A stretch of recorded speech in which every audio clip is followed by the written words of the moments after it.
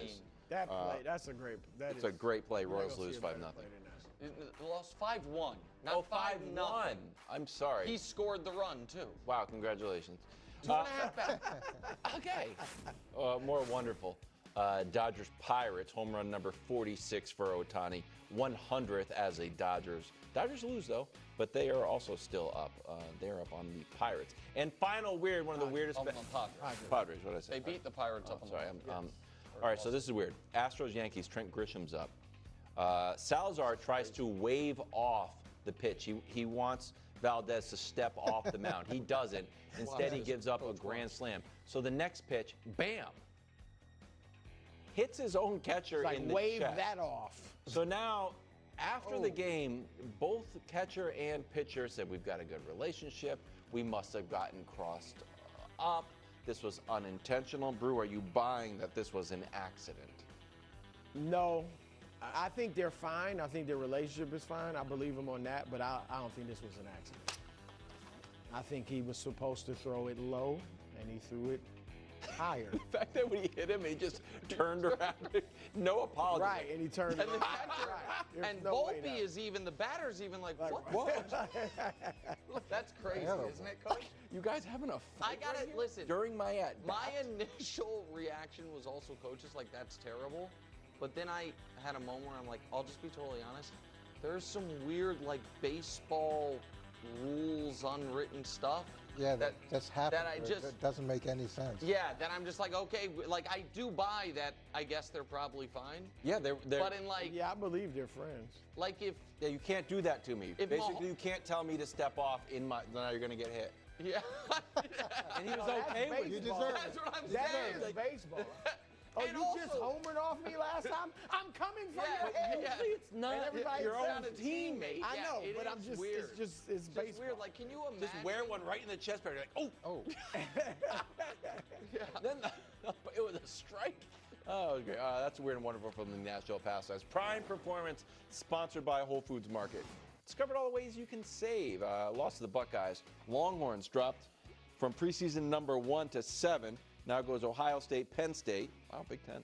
LSU, Georgia, Miami, Oregon, and then Texas. Here's Tom Brady on Arch Manning's bounce back with Chris Collinsworth. A lot of these guys they're so young, and they don't, with social media and Twitter and I mean, you can, make someone look so great, and you can tear them down so quick. There needs to be resilience built up in the quarterback as well. So even though he didn't have his best game today and they lost, if he uses this to his advantage, Arch, he's going to be tougher for it. And he's going to have a better next game because of it. Okay, what are your updated expectations for Arch? Well, listen, I buy that from Tom, but I also think that the things that going into this game, we were thinking Heisman Trophy, number 1 overall pick. And I don't think it's reactionary to say, yeah, I don't think either one of those now. Like, not this year. Like, the thing about number 1 overall pick, at least recent NFL history, those guys had monster years. And we can show you their numbers. The two guys who didn't have, so Trevor that year missed half the year, but the previous year had insane numbers. Caleb had a good year, but the previous year even better. But everybody had, these insane walk-off seasons. Most of them won a Heisman Trophy during their careers. I think, looking at it, yeah, the only one who didn't is Trevor, who finished in the top 3 2 or 3 times. Right. And so if we're talking about this upcoming year's draft, this year's football season, this year's draft, I think that game, because it counts and because it showed us where he is right now in his progression, that it's not realistic that he's all of a sudden going to, go 35 touchdowns, 4 picks the rest of the year. Looking at that list, I don't know if you want to be drafted number 1. Well, okay. Outside of Burrow, I mean, he's the only one. Big Show, yeah. Okay, yeah, it's 4th stop. Okay. But I agree with Tom, and I think you do need to give Arch a little bit of grace here to start at Ohio State in that facility against the defending national champions with that type of secondary. I mean, it's about as hard an ask as you can get. Now, I'm not making excuses for him, but I do think the level of hype that went into his start, it was going to be hard outside of a perfect game for him to match the level of hype that people were expecting. And now how does he respond? If he's like his uncles and he takes a step back and evaluates it and continues to improve, yeah, I don't think, could he be the #1 pick this year? I'm not sure how that's going to play out, but can he still progress to where he's a really good player at some point and worthy of that type of distinction? Yeah, it's way too early and pretty big expectations for a start like that. Like you guys, I agree with Brady, and I still think he'll be a very good player. I don't know if he'll come out in the draft this year or if it'll be next year, but where you and I differ, Nick, is I don't put as much stock for a quarterback into like they've been this tremendous high school player or even college. I think we've seen so many quarterbacks who weren't even all that great in college. Tom Brady, obviously, Exhibit A. Josh Allen. Mahomes but he was a number 10 pick.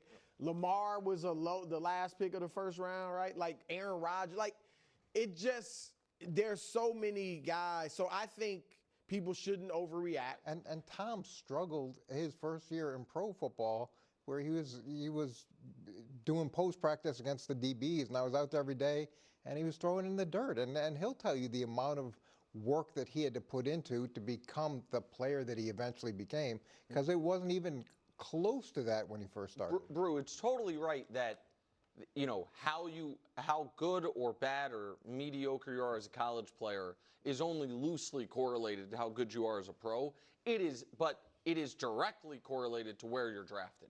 That's the point I'm making. No, that's, you know what I mean? I'm not saying being pick 1-1 is the end-all be-all. What I am saying is, we don't have, in recent history, an example of a guy who's pick 1-1 based on pedigree.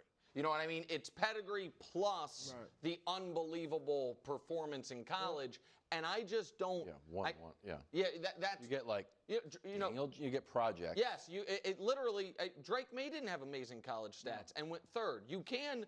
I'm truly talking about the first overall pick of the draft, which was the expectation for this kid. Now, maybe that was unfair, but that was the expectation going into that game, that this kid could win the Heisman, be the #1 pick, and it'd be surprising if he went back to school. Tears coming up next. Debut of Tears 2025. The Browns are thinking, one of these guys might be our quarterback.